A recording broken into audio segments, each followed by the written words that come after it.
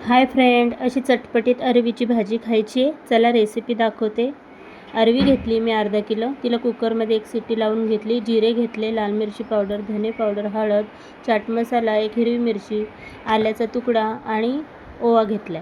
शिजवलेली अरवी याचे आपण लांब लांब काप करून घेऊ. अरवी ना शिजवताना फक्त त्यामध्ये मीठ ॲड करायचं आणि एकच शिट्टी लावायची, जेणेकरून म्हणजे अरवी जास्त गळतही नाही आणि कच्ची राहत नाही, एकदम परफेक्ट होते. आणि शिजवून मग तिला थंडगार करून तिला असं सोलून याचे लांब लांब काप करून घेऊ. माझी अरवी कापून झाली. आता गॅसवरती आपण तवा ठेवू आणि अरवी फ्राय करू. तव्यामध्ये मी 2 पळी शेंगदाण्याचं तेल घेतलं आहे. त्यामध्ये मी जिरे घालते, पाव चमचा. जिरे चांगले तळतळले, त्यामध्ये किसलेलं आलं टाकेल.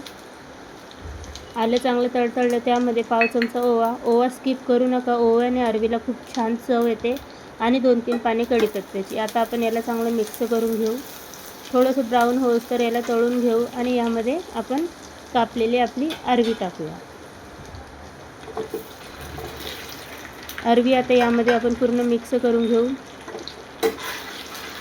मी यामध्ये मिरची टाकायची विसरली. मी हिरवी मिरची कापून ठेवली होती. आता याला आपण थोडंसं असं बाजूला करूया आणि त्यामध्ये एक हिरवी मिरची कापलेली ती ॲड करूया. तुम्ही मिरची जास्तही टाकू शकता किंवा स्किपही करू शकता, पण हिरवी मिरची छान वाटते याच्यामध्ये खायला, म्हणून मी एक हिरवी मिरची ॲड करते. ही भाजी ना तुम्ही मुलांच्या डब्यासाठी देखील करू शकता. म्हणजे सुकी भाजी मुलांना खूप छान लागते आणि अरवीचा टेस्ट खूप छान येतो, म्हणून मुलं आवडीने खातात. अरवी माझी परतून झाली. आता त्यामध्ये मी सुके मसाले, चवीपुरतं मीठ घातलं आहे, पाव चमचा लाल तिखट घालते, पाव चमचा धने पावडर घालते, पाव चमचा मी हळद टाकेल यामध्ये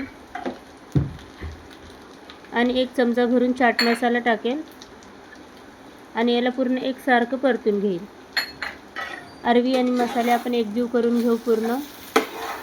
ही अशी भाजी ना मुलं आवडीने खातात. माझ्या मुलींना तर खूप आवडते, म्हणून मी आठवड्यातून एकदा तरी अरवी बनवतेच. मुलांना डब्यालाही दिलं ना मुलं आवडीने खातात. बघा, मी अरवीला एकसारखी करून घेतली आणि यावर झाकण ठेवून 2 मिनटं परतून घेईन. अरवी माझी फ्राय झाली. यावरून आपण हिरवा कोथिंबीर टाकूया. बघा किती छान झाली आहे, किती क्रिस्पी झाली ना. या मग अरवीची भाजी खायला. तुम्ही नक्की एकदा ट्राय करून बघा, तुम्हालाही आवडेल. आणि माझ्या चॅनलला सबस्क्राईब आणि लाईक फॉलो नक्की